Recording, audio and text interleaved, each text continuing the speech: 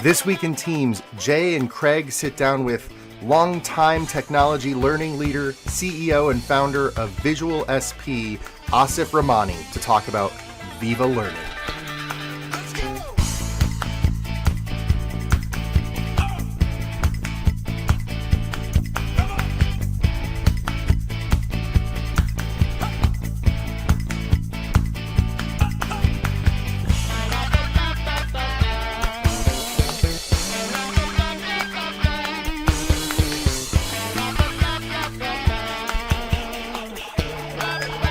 So happy to have today with us another episode of This Week in Teams, Asif Rehmani. Asif is the CEO and founder of Visual SP out of the Chicago area. Asif, welcome to the cast.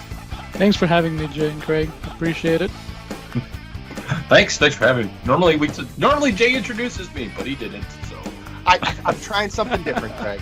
Everyone knows Actually, you and I, right? the last episode, Jay introduced me as him, so that was what was really fun. There you go, something different. Yes. Real professionals over here. Yes. So Asif, tell us a little bit about what Visual SP does. Yeah, we try to unfrustrate users, the people who actually make or break each application. Those people. Yes. Unfrustrating them, meaning increase user adoption, reducing their support tickets, making them, doesn't matter if they're working from home like my wife is, or anybody working from the office, doesn't matter where you are, getting you the answers you need at your moment of need. That's what Visual SP as a product does. That's what I've also done since the beginning, trying to make it easy for users to get the information they need at their moment of need so they can do their job. Nice. So how do you do that? Yeah, that's the tough part. People think, Right. okay, well, how do you do that? Do you actually get on the phone with them? Do they call you? No, that's not what it is. It's an actual overlay that we have. Visual SP itself as an overlay that goes on top of any web application. We're talking about Dynamics, SharePoint, Viva Vault, Salesforce. Sorry, Microsoft. I'm going to talk about other stuff also, even outside. Any web application, it just goes as an overlay on top of it, so the user cannot tell the difference.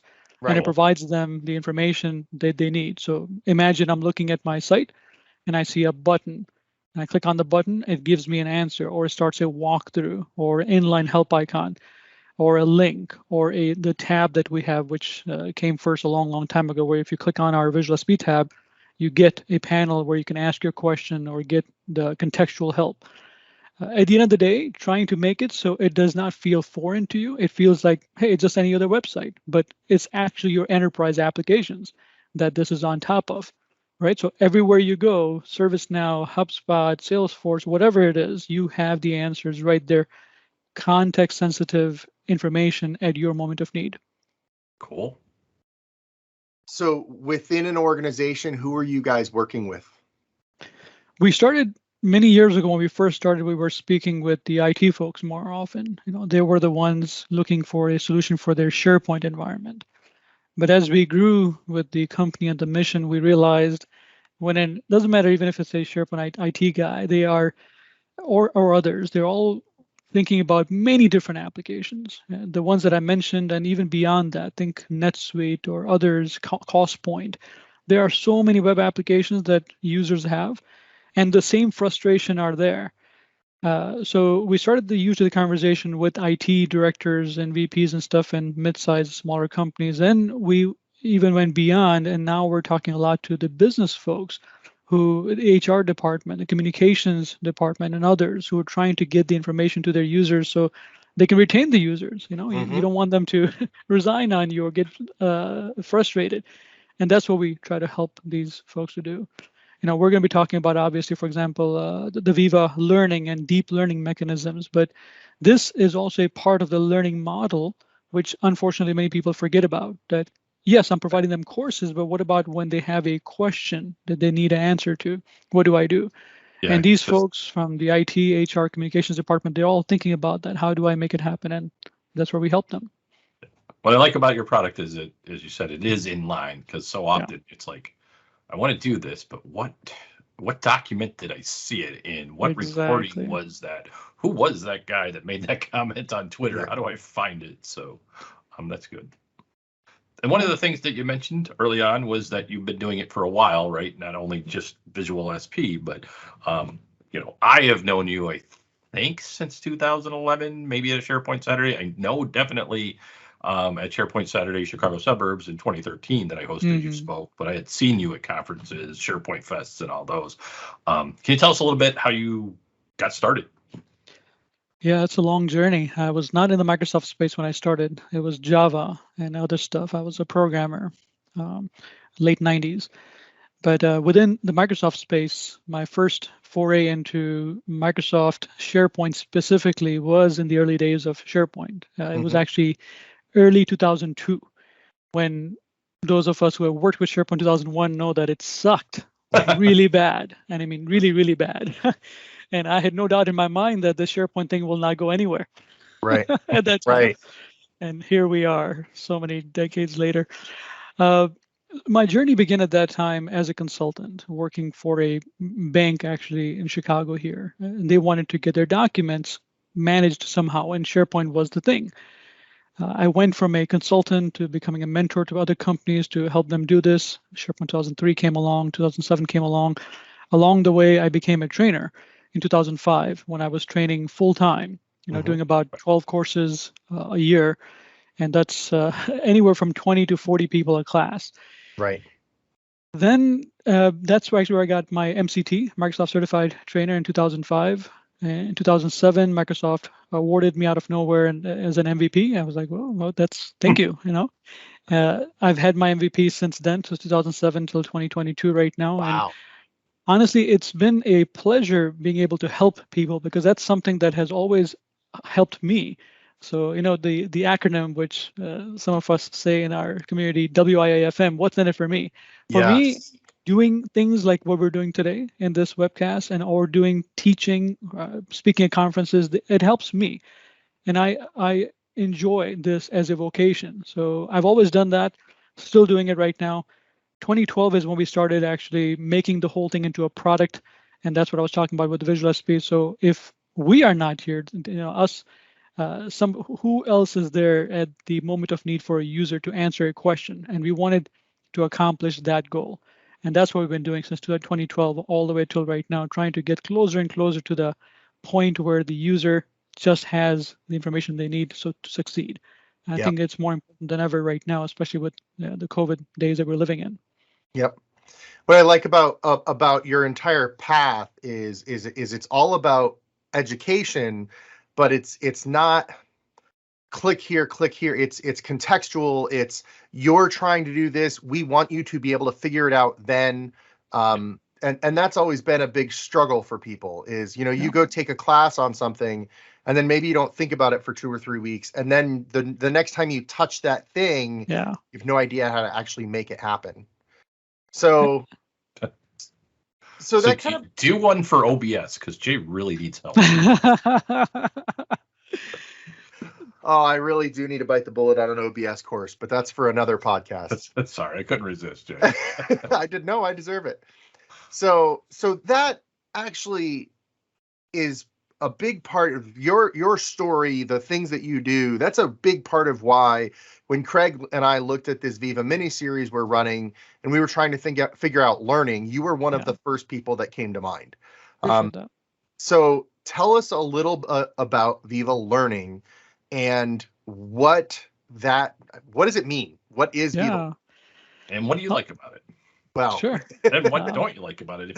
If you have those, I'm going to tell you both, actually. Those people who probably don't know my background, and maybe I didn't even specify that I do not work for Microsoft. I've never worked for Microsoft. My career has been aligned with Microsoft, but that doesn't mean that I have allegiance in a way where I have to do Microsoft speak. So definitely I'll be talking about the good and the not so good of Viva Learning. That's for sure. Yeah, I think that's important because anybody can get up there and talk about good, but I think what's nice to know are the gotchas, right? And people need to know that before they jump into it. Absolutely. I can go on literally for an hour or more just talking about Viva Learning, but I will not do that. Otherwise, it'll be difficult for us to complete this webcast. So I'll try to be as brief as possible, but please interrupt me if I'm going too long. Viva as a brand came up because of the whole exposure, the focus on employee experiences. I looked into and perused around with all the different modules of Viva, so Viva Connections, Viva Topics, Viva Insights, Viva Learning. Obviously, because of my own background, I dove deep on Viva Learning. Actually, I did quite a bit with Viva Connections too, but Viva Learning is where I really, really got deep into. So I'll talk about Viva Learning specifically here. But there's a lot of knowledge in terms of the learning knowledge that is in an organization, but it's usually spread across different places. You have an LMS, you have a wiki site with all these videos, you have a content source that people can log into and get to. And Microsoft realized that people were asking them, well, my users are spending more and more time in Teams. It used to be just Outlook, and now it's Outlook and Teams. So how can I get people stuff that they need here? We needed an aggregator that aggregates everything in one place where I am. So it is, quote unquote, learning in the flow of work. And honestly, that's what all the Viva modules have done. Speaking specifically of Viva Learning, when you basically have a portal. And in that portal, you get access to your learning management system information, your other content sources, and maybe even other types of data that you need to help you do your job. And that's why it's in alignment with what we do as a company also, and that's why I dove into it. Realizing that Viva Learning definitely can become a big part of a learning journey that most of these organizations are in right now. Now, having said that, like I said, I'm going to go both pros and cons of it. When I first found out the licensing model of Viva Learning, I was very surprised. Actually, in the beginning, there wasn't a licensing model. It came out slowly. But when it was revealed, it was to be $4 per user per month, and then I knew exactly what it was going to do. That surprised me, and it still surprises me, and something that I've given feedback to Microsoft about, because we're talking about aggregation of all this content in one place using Viva Learning. We're not talking about the actual LMS system that you still need. We're not talking about the content source. And when I say content source, I'm talking about edX, Coursera, LinkedIn, all these different kind of content sources. So you still need the content source, you still need an LMS, and you need a Viva Learning to put it all together.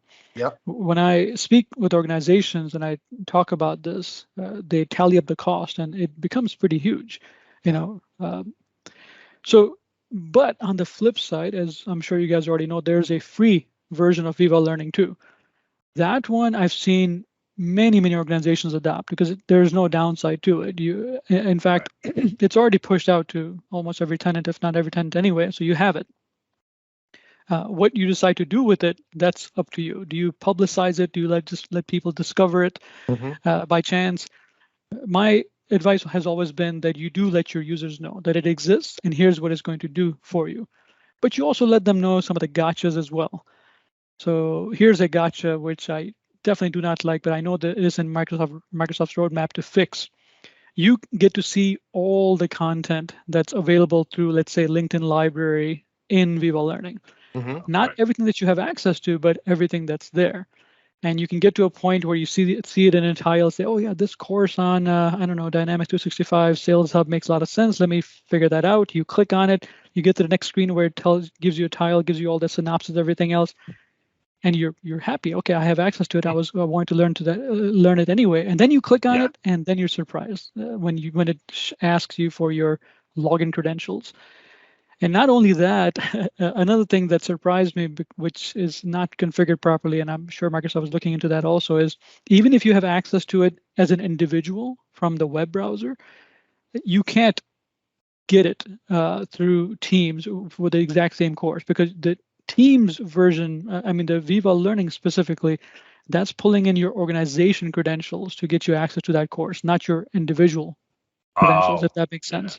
Yes. So if I have craigjanke.outlook just as a spare email that I'm using, and I've signed up for Portal Site, so to speak, for LinkedIn Learning, I can't use that.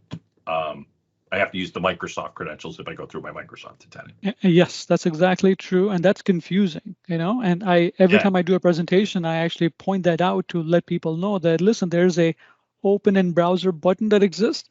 If you click on it, it's going to take you to the browser, and if you're already logged in as an individual, you will get access to that course. But I'm a big fan of simplicity and making it easy and simple and just intuitive, and that's not intuitive. So it's something, it still needs to get better. I think I'm going into a lot of the cons right now. Let me go back to the pros of Viva Learning as well, because there is a lot of good pros in there.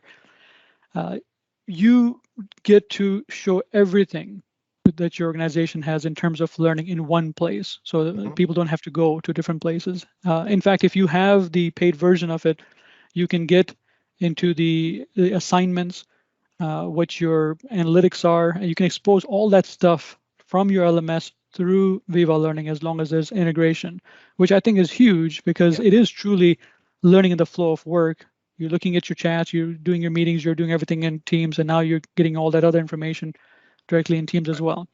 So I really like those features of Viva Learning. So rewind a little bit for me. So Yeah. The paid version has a monthly fee for each user. I assume that is an organizational thing. You can't just buy it for 10 of your 100,000 users. That is a bit murky. Yeah, I think I would assume it's a licensing that you have to assign. I haven't looked into it, but I know that the other ones are you buy and you assign a license. Yeah, I think you probably can at this point right now, where you can buy individual, well, not individual, but in a bucket of licenses and assign it. Okay. But don't quote me. Well, I guess I am on record here. But, so, okay. And with that, you get access to integrate it with your LMS. You get to surface assignments, and every company's got some kind of HR or security briefing you have to take every year. Something like that can be built into that connectivity. On the free side, did I hear correctly? So the free side is really, it's surfacing LinkedIn Learning using your corporate credentials. No, maybe I didn't explain properly. See, so only the free content coming from LinkedIn Learning can go in there. Gotcha. Okay. Yeah, you still need to have a paid version to do the actual integration for LinkedIn Learning and other stuff. Okay. Now, having said that, in the free version, I'm glad that Microsoft did decide to give the functionality where if you have your own content, you can put that content in SharePoint and have that content be exposed through Viva Learning for free. Oh, okay. That is super helpful.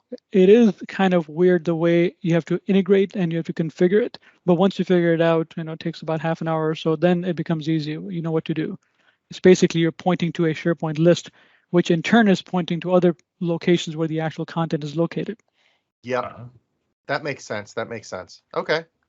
Well, that's so it's got, like you mentioned, there's some good starting points, but some gotchas that go with those that you need to make sure, as we started at the beginning of this, that you're educating your users on what they're getting into if you're going to enable them to do that.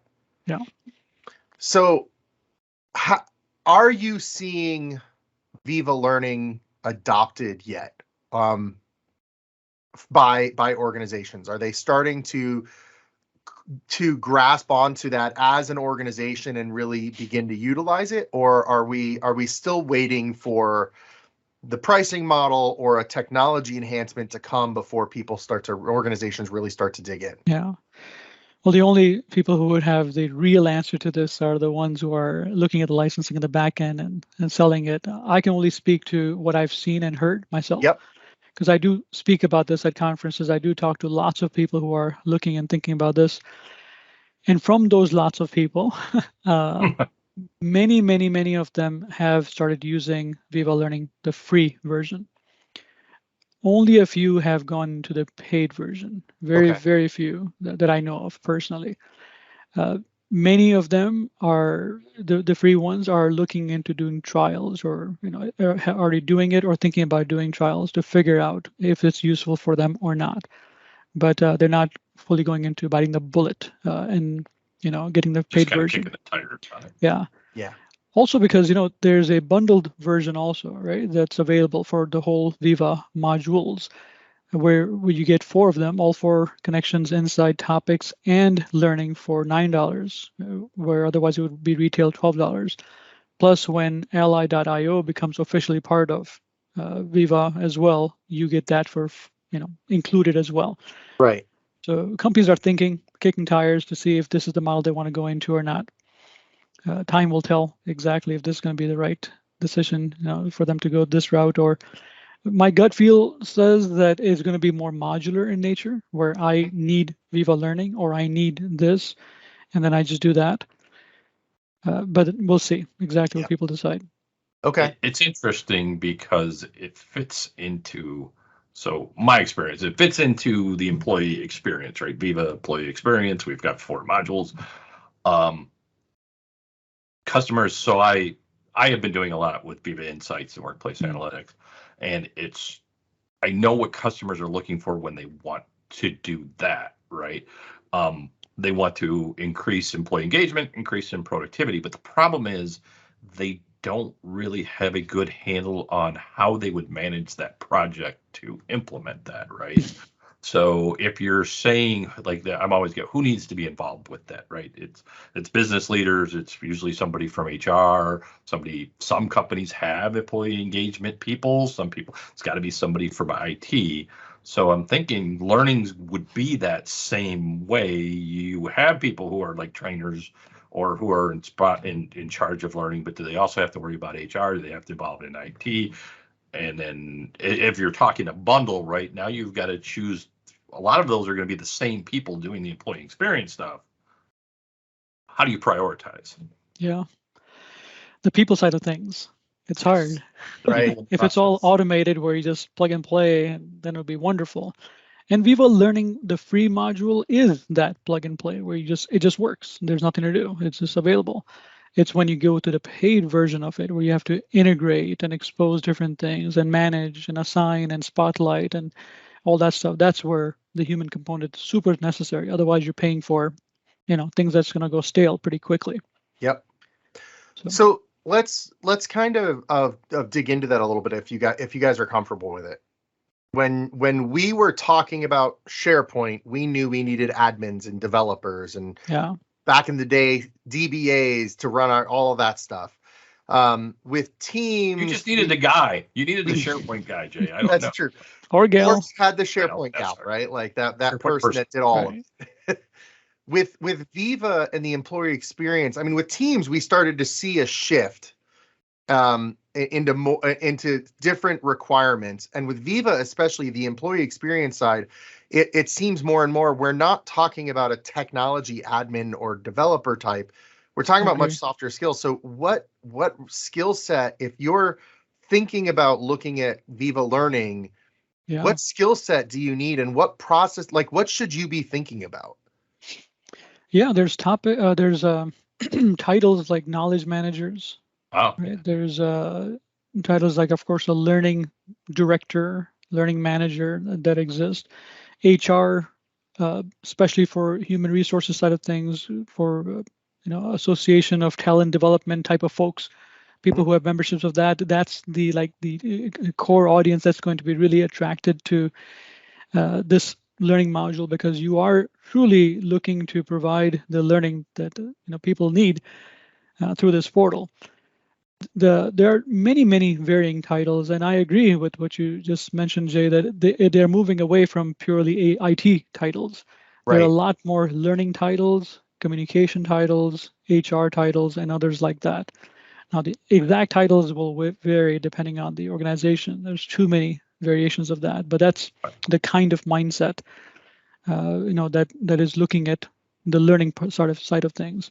Even in other stuff as well. So what Craig has been doing, for example, for Insights, or other people who are digging into topics, it requires a lot of management to do those things. None of this stuff is just completely plug and play.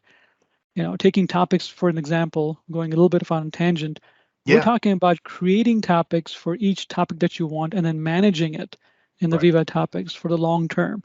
As soon as you stop managing it, it goes stale.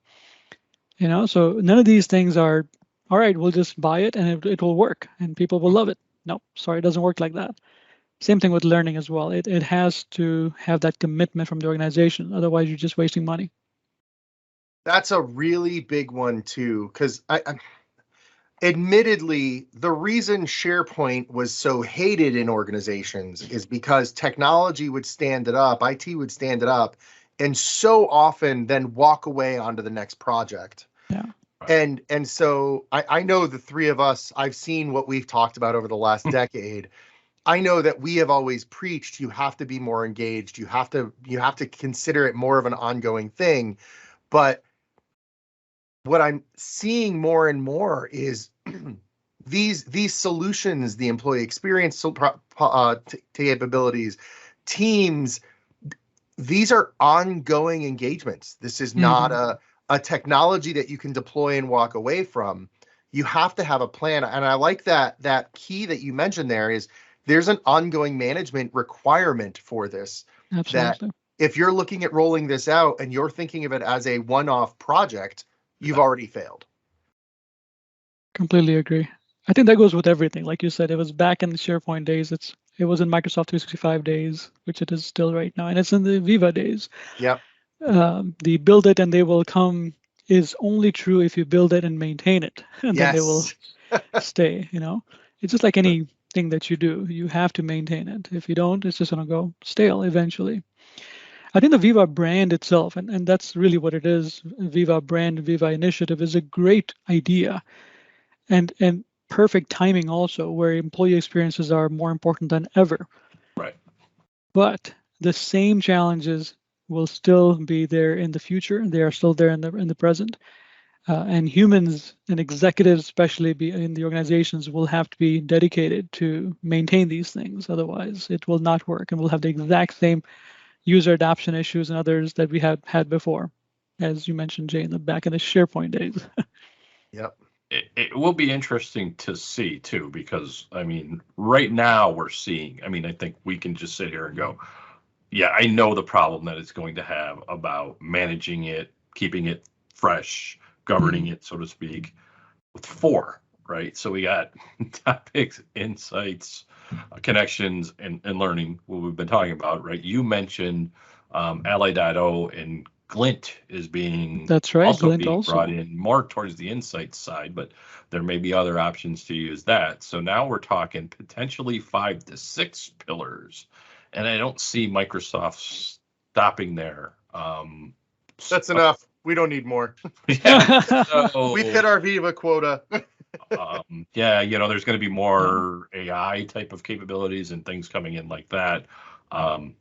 So I can only see it as being an interesting challenge to govern. Also huge opportunities. I don't know what they are yet, but especially if you boil down to it, these are all just first-party apps within Teams. There's already been many third-party apps that exist. Our app Visual SP is there too, for example, and these are just first-party apps that are under the Viva brand. Obviously, there's going to be a lot more. They'll be coming in. They may or may not be under Viva brand. This is Viva brand, of course, is the employee experience targeted brand. There might be some outside of it, but at the end of the day, they are Microsoft produced applications that appear in Teams. But once again, having said that, just like any other application, if you just purchase the application and have it perform or think that's going to perform magic for you, not going to work, no matter how much you pay for it. Now, I think we've been drilling very much into the human component of it over here. The technology itself is super slick. Don't get me wrong. Hopefully, the people who are listening to it are not thinking that, hey, is it really worth going down that route? It is worth it. It's just not worth it without planning it first. Yeah. That's the most important thing. It's, the thought that I always tell people is we've been doing this many times where we say we'll take care of it later, and it becomes a much bigger ball of wax much later, where you start, you just dump the technology and blame it on the technology, saying, well, it didn't work out because the technology was not good enough. Right. And we all know in the back of our mind that it's never really the technology, it's the people usually behind that. But it's hard for us people to take on that onus and say, yeah, we didn't do it the right way. So sometimes Microsoft doesn't like me saying this thing, but I think for any application rollout, whether it's Microsoft 365, whether it's Dynamics 365 apps, which I've been diving into quite a bit lately, whether it's Viva, you got to do what you can chew. You got to take things that you can do, roll it out slowly, make sure user adoption is there before you move on to the next thing. Otherwise, it's going to be a waste of time and money. Asif, this was really great. I especially, I feel like that's almost a natural wrap of like, how do you be successful with a tool like this? Let me ask you, one last question on this topic set. The employee experience program is really new to a lot of people. If you're not in the HR space, that concept of what do the employees need to be happy? How do we keep them happy? How do we keep them here? Blah, blah, blah. This is all new for a lot of us. Where would you like to see Viva, the employee experience program, go next? Yeah, that's a tough one. It is true that within our space, many of us are finding out about this thing months or maybe a year or two ago. But it's the concepts themselves are not new. My hope is that Microsoft and us as individuals look to the broader community, even outside of Microsoft, and see what has worked, what has not worked, so we don't make the same mistakes. That's the first thing. The second thing, the much broader theme around all this stuff is we keep on hearing the news about the Great Resignation. And the Great Resignation is real, but it's not that people are quitting and sitting at home and not doing anything. It's more about people are moving around in a way where they are, moving to jobs and vocations where it makes the most sense to them. Right. And we want those vocations, those jobs to be where we do our business within the Microsoft space.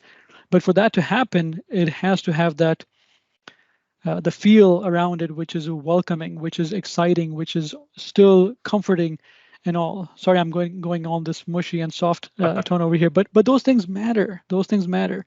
I was a technologist, a deep technologist, as I said in the beginning, doing Java stuff. Then I did C# and everything else, and I went from being a technologist to eventually now thinking like a psychologist, honestly, because I think about people a lot more than I would think about technology now.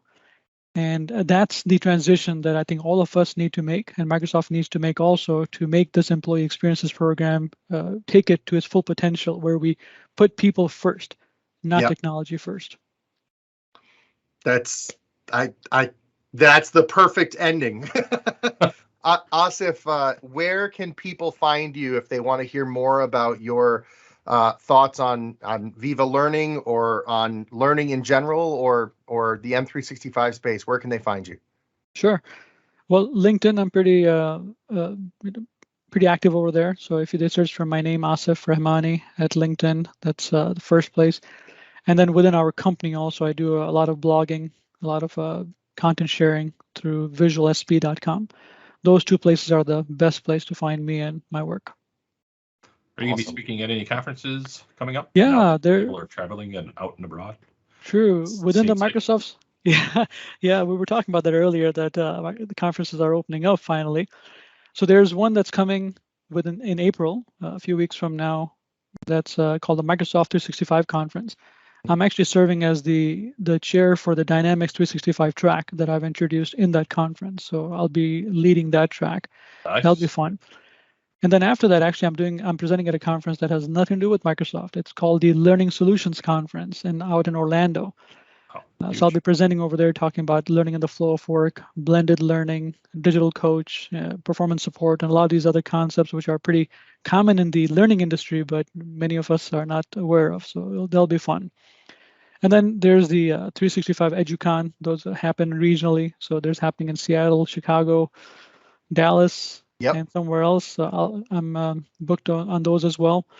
Really enjoy doing those conferences because that's where I get to really meet with folks like yourselves and others, or colleagues and others. So looking forward to it. Will be in Seattle, so that might be the next time I see you, even though we live in the same town, basically. Yeah, that's tough. I know in Chicago, which where both of us are located, it's kind of spread out. So many times we meet each other in other cities, which probably is going to happen this time around too. Hopefully better weather. It's chilly today. Yeah, crazy snow today.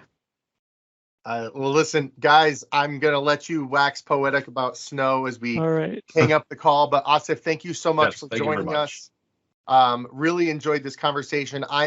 I'm personally looking forward to seeing more come out about learning, and see more organizations take the the enterprise approach to learning too. So I'll be interested to see how that works out with Microsoft Viva Stack. Thank you so much. Thanks for having me. Thank you. Take care. We know you liked this episode of This Week in Teams because you're still listening. So if you want to hear more like this, make sure you click the subscribe button, notifications, and go to onthespot.tech for more from This Week in Teams and our sibling podcasts.